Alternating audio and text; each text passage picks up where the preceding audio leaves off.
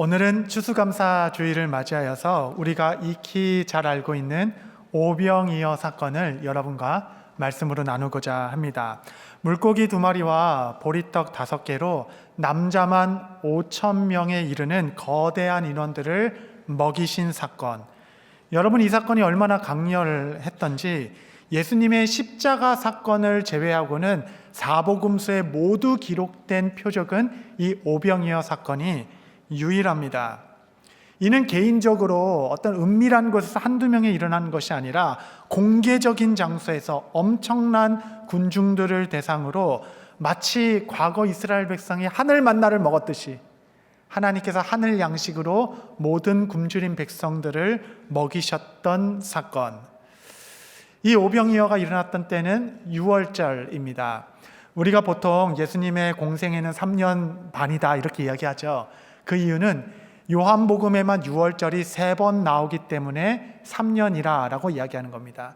첫 번째 6월절에는 예수님이 성전 정화를 하셨고, 두 번째 6월절은 이 오병이어 사건을 일으키셨고, 세 번째 6월절에는 바로 십자가 사건이 일어난 것입니다. 그래서 6월절에 특별히 일어난 표적은 어린 양으로 이 땅에 대속자로 오신 예수 그리스도의 죽으심과 깊은 연관을 갖고 있습니다. 오병이어 사건은 작은 빵으로 그냥 남자만 5,000명에 이르는 많은 사람들을 먹였다라는 것에 드러난 사건이지만 그보다 더 훨씬 더 영적인 의미를 담고 있습니다. 그것은 보리빵과 같았던 예수님의 몸이 하늘 아버지께 화목제물로 드려진 바 온 세상을 구원하고도 남으실 영생의 떡이 되어주셨다. 여러분, 이것이 오병이어 6월절 사건에 담긴 영적 의미이겠습니다. 그러므로 누구든지 이 영생의 떡에 참여하는 자는 생명을 얻되 풍성히 얻도록 하시겠다 하는 예수님의 십자가 사건이 이 오병이어 떡 안에 담겨 있습니다. 이러한 큰 이해 안에서 오늘 본문의 내용을 좀 자세히 살펴보도록 하겠습니다. 날이 저물게 되자 예수님께서는 자신에게 나온 큰 무리의 배고픔을 보셨습니다. 사실 예수님은 이 모임에 대한 어떤 책임도 없으십니다. 예수님께서 사람을 모으신 게 아니었어요. 이들은 자발적으로 빈들이라는 공터에 예수님을 쫓아 모인 자들이었습니다. 그러니 때가 되면 끼니 정도는 알아서 하겠죠. 거기 어른만 5,000명이 넘는데, 여러분, 이게 제자들의 생각이기도 했습니다. 그래서 마태복음에 보면 이제 이들을 다 집으로 돌려보내서 각자 끼니를 해결하게 하시죠 라고 말한 자들이 바로 제자들이었죠. 그러나 예수님은 그들의 배고픈 현실에 뛰어들어가십니다. 적극적으로 그들의 필요를 관찰해 보시기 시작했고 선제적으로 일을 시작하신 분이십니다. 여러분, 이런 분이 우리 예수님이십니다. 우리의 결핍 속에 적극적이고 선제적으로 새 일을 또 시작하시는 분. 예수님께서는 제자들에게 너희가 이들에게 먹을 것을 주어라 라고 말씀하십니다. 제자들은 정말 깜짝 놀랐을 것이에요. 어떻게 이 많은 자들을 우리가 먹일 수 있겠는가? 지금 제자들이 당면한 성경 본문의 상황은 3가지입니다. 하나는 빈들에 있고, 두 번째는 날이 저물 때이며, 세 번째는 남자만 5,000명이 되는 거대한 인원들. 빈들이라 함은 아무리 둘러보아도 아무것도 없는 곳이 빈들입니다. 그렇죠, 여러분? 아궁이라도 있어야 떡을 구워보고 우물이라도 있어야 물을 길러보지 않겠습니까? 아무것도 없는 빈들에서 때는 날이 저물 때에, 여러분, 날이 저물 때는 무언가 새로운 일을 시작할 때가 아니라 벌린 일들도 빨리빨리 정리해야 될 때가 날이 저무는 시간 아니겠어요? 그리고 남자만 5,000이라 하면 최소 10,000단위 이상의 인원들, 엄두가 안 내는 사람들, 이 거대한 문제 앞에 제자들이 지금 서 있는 것입니다. 예수님께서는 제자 중에 한 명을 딱 불러서 다음과 같이 말씀하셨습니다. 6장 5절 6절 보시면, 예수께서 눈을 들어 큰 무리가 자기에게로 오는 것을 보시고 빌립에게 이르시되 우리가 어디서 떡을 사서 이 사람들을 먹이겠느냐 하시니, 이렇게 말씀하심은 친히 어떻게 하실지를 아시고 빌립을 시험하고자 하심이라. 왜 하필 빌립이었을까요, 여러분? 빌립은 여러분 12제자 중에 가장 합리적인 사람이었습니다. 그는 상식적이고 현실주의적 성장을 가졌던 자입니다. 요한복음 14장에 예수님께서 제자들을 불러놓으시고 내가 너희를 떠나 아버지의 집으로 먼저 가겠다라고 말씀하셨습니다. 그 은혜로운 말씀을 하시는데 어떤 제자가 손을 번쩍 들면서 그 아버지가 누군지 내 눈으로 보여주십시오. 내가 그분을 보면 내 마음이 만족하겠나이다 라고 이야기합니다. 이렇게 이야기한 자가 바로 빌립이었습니다. 빌립은 합리적인 사람이었고 현실주의자였습니다.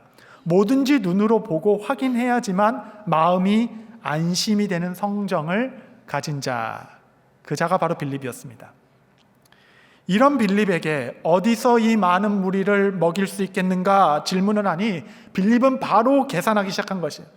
비용을 대충 산출해 보니 이 많은 사람이 조금씩 먹는다 하더라도 약 200데나리온이나 부족하겠습니다. 1데나리온이 하루 임금의 어떤 품삯이라고 생각해 보면 상당한 예산이 소요되는 일입니다. 이렇게 말씀드리는 이유는 예수님 이것은 불가능합니다 라고 얘기하는 겁니다. 이것은 자신의 감각이나 어떤 느낌으로 얘기하는 것이 아니라 합리적 데이터를 가지고 예수님께 반문하고 있는 빌립이죠. 빌립의 계산은 여러분 정확했을 것입니다. 그는 빠른 눈으로 도대체 몇 명이나 모였는지 파악했을 것이고 이미 빵 한 조각의 그 당시 시세는 알고 있었을 것이며 그들이 가지고 있었던 가용 가능한 재정의 규모도 파악하고 있었을 것입니다. 여러분, 빌립이 계산은 잘했을지 몰라도 그의 셈법에는 아주 결정적이고 중요한 변수가 하나 부재되어 있는데 그것은 예수님께서 우리와 함께하고 계시다라는 사실이었습니다. 흥미롭죠? 여러분, 이미 빌립은 예수님이 이때껏 어떤 이적과 표적을 보이셨는지 눈으로 목도하고 가장 가까이에서 관찰했던 자였습니다. 이 말씀 바로 직전에는 38년 된 병자가 일어나서 들것을 들고 나가는 것도 보았고 나면서 소경된 자가 눈을 떠서 하나님을 찬미하는 것도 가장 가까이서 본 자가 바로 빌립이었습니다. 그때마다 감탄하고 박수를 치며 예수님을 노래하고 그를 자랑했겠지만 그 예수님이라는 모든 상황을 단번에 바꾸시는 결정적 요소가 지금 눈앞에 현실의 떡 문제 앞에서는 전혀 고려되고 있지 않은 현실입니다. 그의 떡 계산표에는 예수님의 자리란 없었습니다. 여러분, 때론 우리의 믿음도 저 보이지도 않는 하나님의 나라에 들어가는 게는 아무 문제가 없어 보입니다. 그러나 당장 내 눈앞에 닥친 밥그릇 문제 앞에서는 좀처럼 하나님을 신뢰하기 어려워합니다. 여러분, 우리의 신앙은 성경 공부할 때, 봉사할 때 사실 잘 드러나지 않습니다. 이처럼 생계의 문제 앞에, 떡의 문제 앞에서 우리의 신앙과 불신앙은 확연히 드러나게 됩니다. 여러분, 저도 이런 빌립과 같은 성정이 있습니다. 돌아보면 아주 좀 현실적인 사람이라 판단합니다. 돌아보면 주께서 제게도 이 빌립에게 하신 질문과 같은 질문으로 다가오신 적이 있으십니다. 저의 작은 간증인데 미국에 처음 와서 필라델피아에서 3년 동안 공부했습니다. 학위를 마치고 이제 다른 학위를 위하여 보스턴으로 올라갔어야만 했습니다. 그런데 너무 걱정이 되는 거예요. 당시 필라델피아에서 좋은 교회에서 아주 전도사 사역을 잘하고 있었고 방이 하나 있는 기숙사였지만 아이 없는 저희 부부가 살기에는 아주 넉넉한 공간이었습니다. 그냥 그곳에서 안주하고 싶은 마음이 컸습니다. 또 학비는 어떻게 될 거며 생활비는 어떻게 조달할 것이며 또 어디서 교회 사역을 할 수 있을까 고민하며 주저주저 하고 있을 때에 하나님께서는 제게 더 강력한 말씀으로 가라, 두려워하지 말라, 갑절의 은혜가 있을 것이다 라고 말씀해 주셨습니다. 제가 그 말씀을 듣는데 이게 하나님 말씀인 것을 어떻게 알았냐면 그 말씀을 받았는데 제 심령이 괴로워요. 여러분, 말씀을 들었는데 괴로우면 거의 하나님의 뜻입니다. 그렇게 판단하시면 돼요. 이게 왜 이렇게 괴롭지? 부담되지? 그러면 하나님의 뜻에 가깝다라는 자기 진단. 우리는 죄성이 있어서 그렇죠. 마음의 결정을 내리고 아내와 상의하면서 우리 갑시다. 그리고 하나님께서 갑절의 은혜라고 말씀하셨으니 그냥 이 말씀 그대로 이왕 가는 김에 투베드 아파트로 갑시다. 당시에는 우리가 원베드 아파트에 살았습니다. 당시에는 아이도 없었습니다. 당시 그 학교 기숙사에는 스튜디오가 있었고 원베드 아파트가 있었고 투베드 아파트가 있었는데 보통 아이가 없는 부부들은 스튜디오에 살거나 조금 여유 있으면 원베드 정도로 가죠. 그런데 두 부부가 투베드 아파트에 들어온다고 하니 여러분, 신학생들은 대부분 가난하지 않습니까? 부자 신학생들이 왔다고 소문이 나가지고 저희 아버지가 누구시냐고 막 물어보고 그러는 거예요. 남의 속도 모르고. 저희의 계산법은 아주 심플했습니다. 갑절의 은혜를 주신다고 하니 상징적으로 투베드 아파트로 가자. 아이도 주실 거니까 믿음으로 가자. 그리고 돌아보니 정말 저희 부부 둘이 올라갔다가 지금은 2명이 더 늘어 4식구가 되었고 부족함 하나 없이 그 학비에 그 생활비에 여러분 대출 받은 것 하나 없이 모든 공부를 마치기까지 부족함이 없었습니다. 정말 갑절의 은혜를 그곳에서 누렸을 뿐만 아니라 보스턴에는 사역지가 없어서 2시간 차를 타고 커네디컷까지 내려와 교회를 섬기게 되었고 그 커네디컷 담임 목사님과 당시 우리 뉴저지 초대교회 담임 목사님이 친구 관계셔서 그 목사님께서 저를 초대교회 교육자로 연결시켜 주게 되었고 그게 인연이 되어 오늘날까지 이르게 되었습니다. 여러분, 저에게 이 갑절이라는 말씀은 제가 이 말씀을 딱 붙들을 때는 그냥 이 말씀에 그냥 대롱대롱 붙들려서 하나님 갑절이니까 곱하기 2입니다. 이거 상징적인 말씀 아니죠? 저는 이건 문자적으로 믿습니다. 이거 하나 믿고 갑니다 라고 그냥 대롱대롱 붙들려서 주님 곱하기 2 하고 믿음으로 작은 모험을 떠난 것뿐인데 하나님께 이 갑절이라는 단어는 내게는 이게 문자적인 단어가 아니라 상징적인 단어다라고 말씀하시며 2배가 아닌 비교할 수도 없는 넘치는 복으로 그 작은 순종의 걸음을 축복해 주셨습니다. 성도 여러분, 우리 교회에는 이 풍성한 추수의 계절에도 여전히 경제적인 문제로 인하여 직장의 문제로 인하여 앞으로 어떻게 살아가야 하나, 내가 어떻게 먹어야 하나 큰 시험 앞에 서 계신 분이 적지 않이 계십니다. 때론 왜 하나님께서 나를 이초록 궁주의 궁지까지 모시는가 생각이 들 수 있겠죠. 여러분, 그 이유는 바로 내가 빌립이기 때문에 그러합니다. 하나님께서는 때론 합리적인 계산으로는 결코 따라갈 수 없는 시간들로 우리를 몰아 넣으십니다. 왜냐하면 우리 모두에게는 믿음으로 살아가는 작은 승리들이 필요합니다. 우리 모두에게는 말씀을 배우는 것뿐만 아니라 말씀대로 살아가 보는 것, 말씀을 적용하는 시간이 우리 누구에게나 필요하기 때문에 그러합니다. 성도 여러분, 우리 하나님은 여러분의 결핍을 미리 선제적으로 유심히 감찰하고 계시며 적극적으로 여러분 가운데 새 일을 시작하십니다.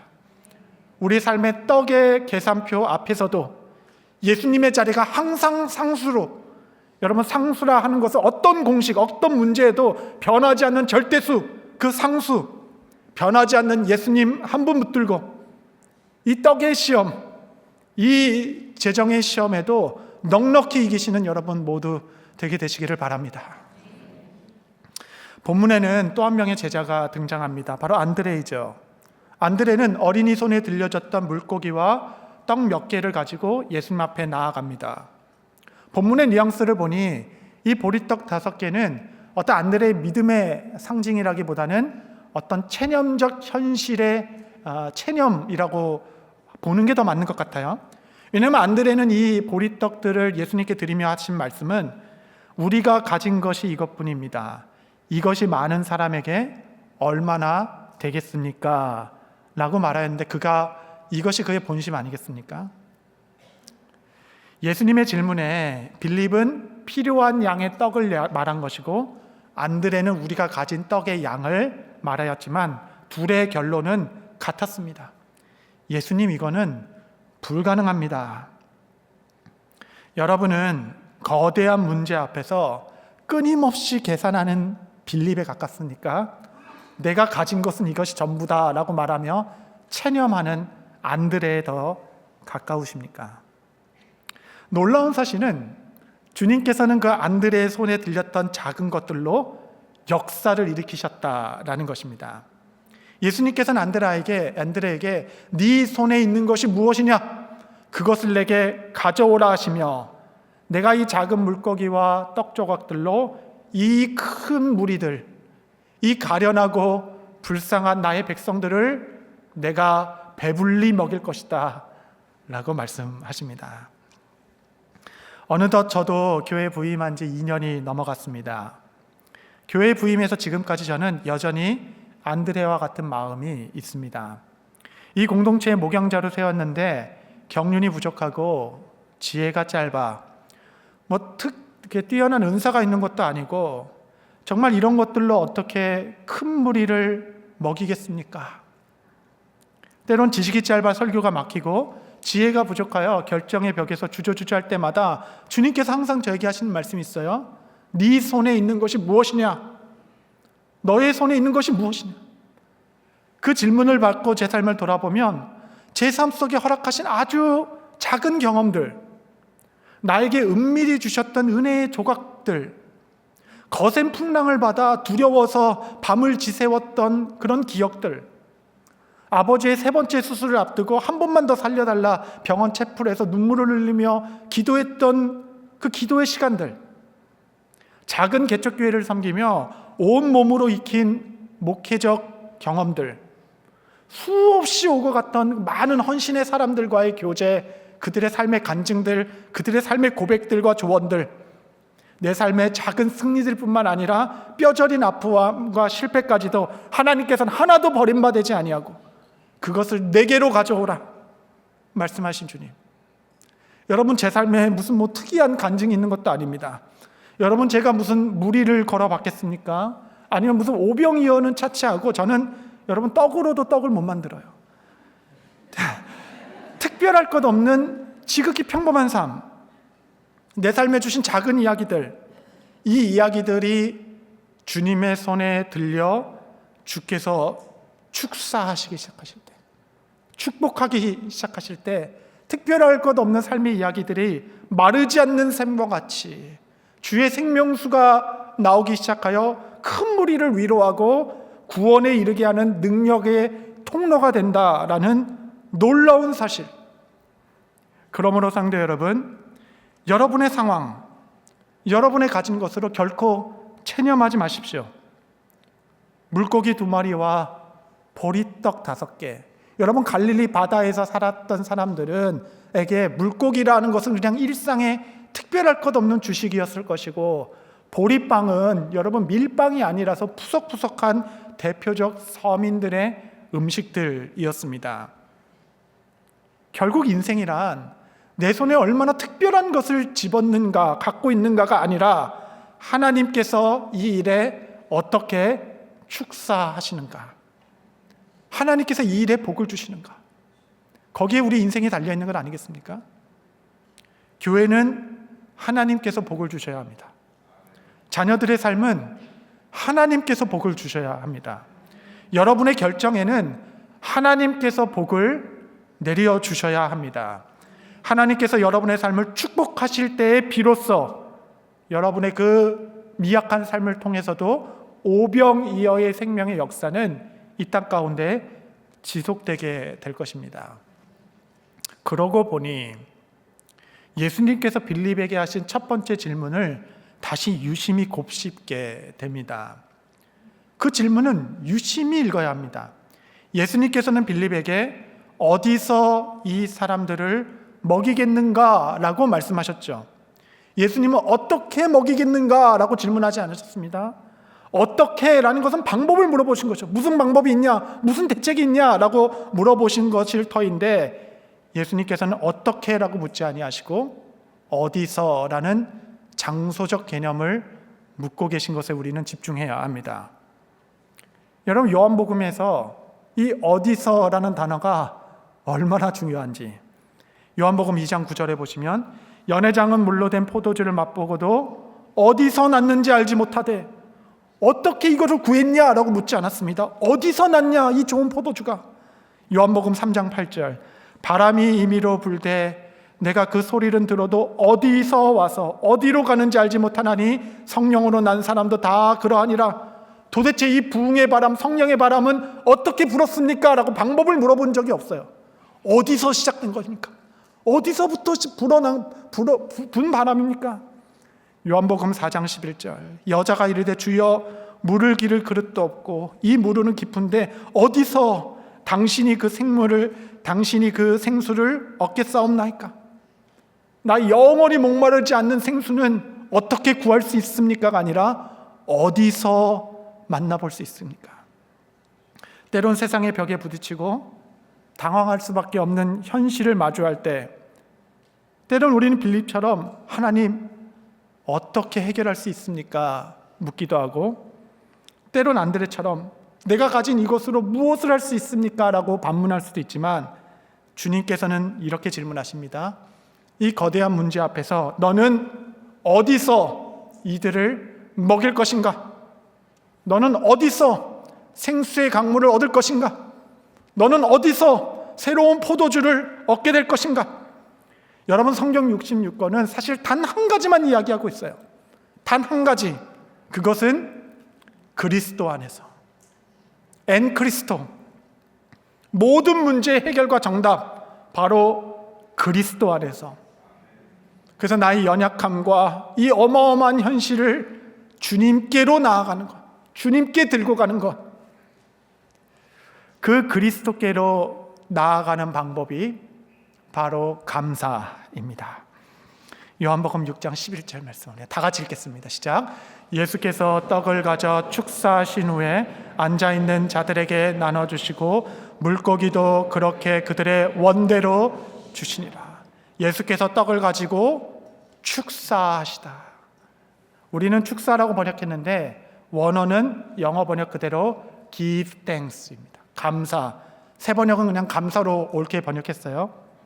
예수님께서는 제자들에게 어디서 이 많은 자들을 먹일 것인가 질문하셨던 주님은 그 상황을 다 하나님께로 올려드립니다. 하나님께로. 그리고 이 모든 상황을 하나님께로 올려드리는 방법이 바로 감사였습니다. 감사. 여러분, 성경의 감사는 하나님께로 나아가는 방법이 됩니다. 감사는 단순한 감정이 아니라 하나님의 능력을 경험하는 삶의 태도입니다. 시편은 감사함으로 그 문에 들어가 찬송함으로 주께 영광 돌린다라고 얘기했습니다. 감사라는 것은 그 왕이 계신 그 궁전의 문을 열고 들어가는 것, 감사. 진정한 주권자인 하나님께로 나아가는 길, 주의 권능이 쏟아지는 문을 여는 것, 그게 감사입니다. 감사로 문을 열기 시작하면 하나님의 권능이 쏟아지는 큰 문이 열리는 권능의 시간, 기적의 감사. 예수님은 오병이어의 기적을 이루기 앞서 하나님께 감사하셨죠. 뿐만 아니라 저 죽은 나사로를 살리실 때 무덤 문을 열게 하시고 나의 기도를 들으시는 하나님께 감사나이다. 주님께서는 부활 사건 이전에 먼저 감사하셨습니다. 감사는 능력이 있습니다. 기적을 낳습니다. 여러분, 성경의 감사는 상황의 열매가 아닙니다. 우리의 삶에 감사가 넘치게 하기 위해서는 더 풍성한 조건들, 더 나은 상황들이 필요한 것이 아닙니다. 골로새서 2장 6절 7절 말씀해 보시면 그러므로 너희가 그리스도 예수를 주로 받았으니 그 안에서 행하되 7절 같이 읽겠습니다. 시작. 그 안에 뿌리를 박은 세움을 받아 교훈을 받은 대로 믿음에 굳게 서서 감사함을 넘치게 하라. 여러분, 감사는 상황의 열매가 아니라 믿음의 열매입니다. 믿음의 열매. 감사의 조건은 바로 믿음입니다. 그래서 감사가 하나님께로 나아가는 길이 되는 것입니다. 범사에 감사하는 것, 모든 상황에서 여러분 평생에 기억해야 될 이 한 말, 한 단어, 어떻게가 아니라 어디서입니다. 어디서. 여러분의 삶의 모든 문제를 들고 하나님께로 나아가십시오. 하나님. 그가 여러분의 삶을 축복하기 시작하면 모든 상황은 역전됩니다. 우리는 감사로 하나님께 나아가는 자들. 예수님께서는 수만 명을 다 먹이신 이후에 제자들에게 한 가지 더 말씀을 당부하셨습니다. 저는 이 당부가 우리 뉴저지 초대교회에 주시는 아버지의 말씀이라 믿습니다.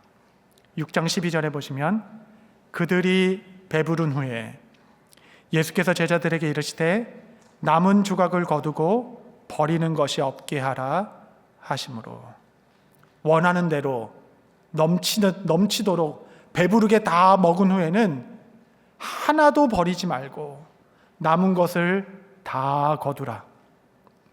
예수님께서 왜 이런 말씀을 하실까요? 그 의미는 무엇일까요? 보통 이들이 다 배불리 먹고 남았더라 그럼 이야기가 끝나야 되는 거잖아요. 근데 남은 것을 다 거두라. 여러분, 그들이 남긴 것은 보리빵이었겠지만 그 보리빵에 담긴 의미는 예수 그리스도께서 온 인류를 구하기 위한 생명의 떡을 의미하고 있습니다. 그렇게 해석하면 좀 이해가 되죠? 거저 주시는 하늘의 양식들을 우리는 값없이 누리게 될 때에 그 은혜들을 너무 가볍게 생각하거나 소홀히 여길 수 있는 함정에 빠짐으로 내게 주시는 은혜들이 풍성하다고 소홀히 여기지 말라. 가볍게 여기지 말라. 배부른 후에 하신 말씀. 여러분, 너무 배가 고파도 감사를 잃어버립니다. 너무 배가 불러도 감사를 잊게 됩니다. 배불러 먹여주신 후에 그 은혜들을 하나하나 세어려 보아서 감사의 마음이 흐트러지지 않도록. 몇 주 전에 우리 교회 금요 예배 때 핍박받는 나라에서 오신 목사님께서 말씀을 전해주셨습니다. 예배 드리고 있는데 공안들이 몇십 명 쳐들어와가지고 이제는 예배를 드릴 수 없다, 교회를 폐쇄시키고 모든 사람들의 이름을 적어서 다시 모이면 잡아갈 것이다 라고 이야기하고 교회를 흐트러 놓았습니다. 200명 모였던 교인들은 80명 정도만 남게 되었고 80명 남은 사람들은 여기저기 옮겨다니며 주일 예배를 드리다 계속 적발되어 결국은 그것도 모일 수 없어 현재로는 온라인으로 흩어져 주일 예배를 드리고 있다라고 말합니다. 그 목사님께서 우리 교회에 오셔서 금요 예배 때 함께 찬양하고 예배 드리는 모습을 보시며 이 모임이 얼마나 귀한지, 이렇게 모일 수 있다는 것이 얼마나 은혜인지, 그러면서 하신 말씀은 이 시간들을 귀하게 여기시라 말씀해 주셨습니다. 우리에게 한 주 한 주 주시는 그 은혜의 양식들이 얼마나 귀한지, 그 하늘의 만나, 이 은혜들을 귀하게 여기는 마음, 소홀히 대하지 않는 마음, 배부른 자들에게 주신 예수님의 권면이 우리에게 필요한 것은 아니겠습니까? 제가 몇 주 전에 타주에 있는 한 교회에 부흥 집회를 좀 다녀왔습니다. 그 교회가 한번 홍역을 치르면서 많은 성도들이 떠나고 이제 담임 목사님도 안 계신 그 교회에 남은 성도들이 똘똘 뭉쳐서 힘겹게 교회를 이겨나가고 있었습니다. 말씀 좀 전해달라는 요청에 저는 주일을 못 뺍니다 라고 거절했으니 하니까 그럼 주중이라도 부흥회를 합시다 라고 이야기해서 스케줄을 받아보니 스케줄을 어떻게 짰냐면 목요 저녁 집회, 금요 새벽 집회, 금요 저녁 집회, 토요 새벽 집회, 토요 저녁 집회, 이렇게 해달라라는 거예요. 요즘에 그렇게 부흥회하는 사람 없어요. 성도들 감당하지 못합니다. 요즘 이민 생활이 얼마나 빡빡하고 힘들고 주중에 일도 가셔야 되는데 새벽 저녁 이 일을 다 어떻게 합니까? 왜 이렇게까지 스케줄을 짜셨습니까? 라고 장로님께 여쭈니 그 장로님께서 하신 말씀이, 목사님, 저희가 이렇게 갈급합니다. 그리고 집회를 하는데 정말 온 성도의 대략 한 80% 되는 성도들이 모두 단 한 번도 빠짐없이 아침 저녁 모든 집회를 출석하셨습니다. 한 번 한 번의 예배가 너무 귀한 것입니다. 우리의 모습은 어떠신가요? 배부를 때 주께서 주신 권면의 말씀이 있습니다. 한 주 한 주 주시는 이 시간들이 얼마나 소중하고 얼마나 귀한지. 내 삶의 주일 예배는 몇 번이나 남았을까요? 주님께서 예비하신 그 은혜는 얼마나 귀한 것입니까? 빈들에서의 이 기적은 배불리 먹고 먹었다라고 끝나지 않습니다. 하나하나까지 다 거두어 우리에게 주신 은혜들을 결코 소홀히 대하지 않는 것. 우리 교회에 보내주신 성도 하나하나를 결코 소홀히 대하지 않는 것. 이것이 추수감사절을 맞이하는 우리 교회의 태도가 되어야 되지 않겠습니까? 오늘의 예배가 너무 귀하고 내게 허락하신 내 가정이 너무 귀하고 자녀들과 둘러앉아 한 끼 식사하는 이 시간이 너무 보석과 같은 은혜이고 내게 건강 주심도 감사, 함께 섬길 수 있는 동역자 주심도 감사, 오늘 저녁 따뜻한 밥그릇에 나의 식사를 제공해 주신 하나님께 감사, 또 일터에 나가는 남편이 감사하고 또 열심히 가정과 일터를 돌보는 아내가 너무 귀하고 또 열심히 자라나는 우리 자녀들 하루하루가 너무나도 소중하여서 오 주님, 이 모든 것에 넘치도록 감사나이다. 모든 것이 귀하고 한 번의 예배가 소중합니다. 믿음의 언어를 가지고 감사의 제사로 모든 상황에 유일한 해답 되시는 하나님께 믿음으로 나아가시는 복된 성도들 모두 되시기를 바랍니다.